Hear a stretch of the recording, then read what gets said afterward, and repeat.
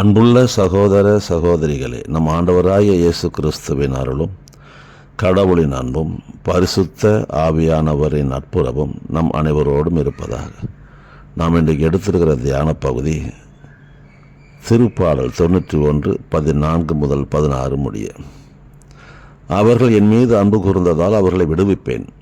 அவர்கள் என் பெயரை அறிந்துள்ளதால் அவர்களை பாதுகாப்பேன். அவர்கள் என்னை நோக்கி மன்றாடும்போது அவர்களுக்கு பதிலளிப்பேன். அவர்கள் துன்பத்தில் அவர்களோடு இருப்பேன். அவர்களை தப்புவித்து அவர்களை பெருமைப்படுத்துவேன். நீடிய ஆயுளால் அவர்களுக்கு நிறைவளிப்பேன். என் மீட்பை அவர்களுக்கு வெளிப்படுத்துவேன். எனக்கு அருமையானவர்களே, இந்த திருப்பாடல் 91 நம் வாழ்வில் நமக்கு மிகப்பெரிய நம்பிக்கை அளிக்கும் ஒரு திருப்பாடல், மன தைரியத்தை கொடுக்கும் ஒரு திருப்பாடல். வாழ்க்கையிலே தடுமாறி சோர்ந்து போய் பயந்து இருக்கிற மக்கள் இந்த திருப்பாடலை அநேகர் அனுதினம் வாசிக்கிறவர்கள் உண்டு. இதை வாசித்து தைரியம் பெற்றுக் கொள்கிறவர்கள் உண்டு. இந்த திருப்பாடலை நாம் பார்ப்போம் என்றால், முதலாவதாக அந்த திருப்பாடல் எப்படி தொடங்குகிறது என்றால், உன்னதமானவருடைய பாதுகாப்பில் வாழ்பவர் எல்லாம் வல்லவருடைய நிழலில் இருப்பாராம். அவர்களுக்கு எப்படி நிழல் கிடைக்கும் என்று ஒரு நம்பிக்கையாளர் அதை சொல்லுகிறார்.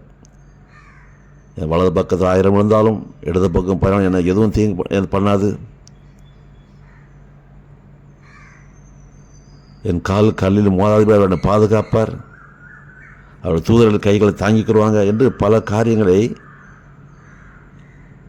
பெற்றுக்கொள்ளும் நன்மைகளை குறித்து அவர் சாட்சி சொல்கிறார். இப்படி சாட்சி சொல்லி கடவுள் பிள்ளைக்காக வாழுகிற மக்களுக்கு கடவுள் கொடுக்கிற பதில் மொழிதான் நாம் இன்றைக்கு எடுத்திருக்கிற தியானம். இப்படி ஆண்டவர் நம்பி செயல்பட்டு கொண்டிருக்கிற பிள்ளைகளுக்கு ஆண்டவர் தன்னுடைய வாக்குத்தத்தத்தை சொல்லுகிறார். என்ன சொல்லுகிறார்? இந்த மக்களின் அன்பு கூர்ந்ததனால் நான் அவர்களை விடுவிப்பேன். எப்படிப்பட்ட தீமைகளிலிருந்து நான் விடுவிப்பேன் என்று சொல்லுகின்றார். அவர்கள் என்னை அறிந்துள்ளதால் அவர்களுக்கு பாதுகாப்பு கொடுப்பேன். விடுவிக்கிறது மட்டும் இல்லை, தொடர்ந்து நான் அவர்களை பாதுகாப்பேன்னு சொல்கிறார். அவரை நோக்கி உண்மையிலே மன்றாடும் பொழுது நான் அவர்களுக்கு பதில் கொடுப்பேன்.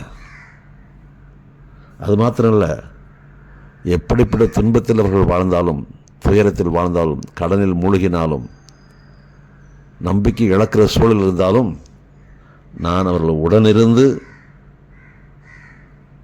அவர்களை தப்புவித்து அவர்களை பெருமைப்படுத்துவேன். ஆண்டவரை நம்புகிற பிள்ளைகளுக்கு ஆண்டவர் கொடுக்குற வாக்குத்தத்தம் பாருங்க. அது மாத்திரம் இல்லை, நீடிய ஆயுளை அவர்களுக்கு தந்து அவர்களுடைய வாழ்வில் அவர்களுக்கு நிறைவை காண செய்வேன். இது ஒரு நாள் 2 நாளுக்கு அல்ல, அவர்கள் ஆயுள் முழுவதும் நான் தருவேன்றார். அது மாத்திரமல்ல, ஆயுளை கூட்டியும் தருவேன்றார். நீடிய ஆயுள், வாழ்க்கையில் நிறைவை பெற்றுக்கொள்ளும்படிக்கு செய்வேன்.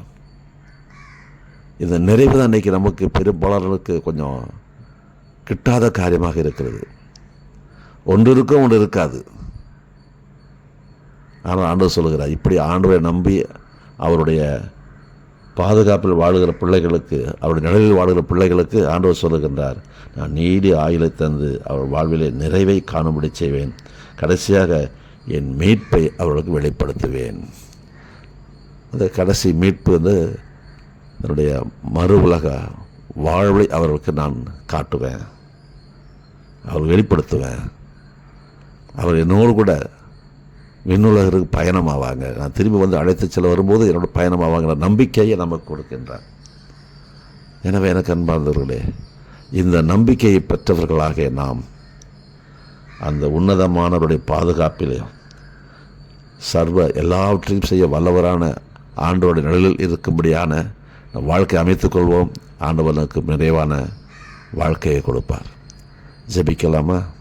எங்கள் அன்புள்ள பரலோக தந்தையே, உம்மை நம்புகிற பிள்ளைகளுக்கு, உம்மை அறிந்திருக்கிற பிள்ளைகளுக்கு, உம்மை அன்பு கூறுகிற பிள்ளைகளுக்கு எப்படிப்பட்ட ஆசீர்வாதங்களை கொடுப்பதாக வாக்களித்திருக்கின்ற ஆச்சரியமாக இருக்கிறது ஐயா.